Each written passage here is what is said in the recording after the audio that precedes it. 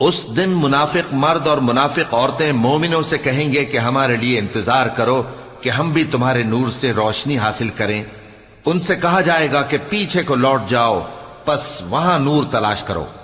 پھر ان کے بیچ میں ایک دیوار کھڑی کر دی جائے گی جس میں ایک دروازہ ہوگا، جو اس کی جانب اندرونی ہے اس میں تو رحمت ہے، اور جو بیرونی جانب ہے اس طرف عذاب ہے۔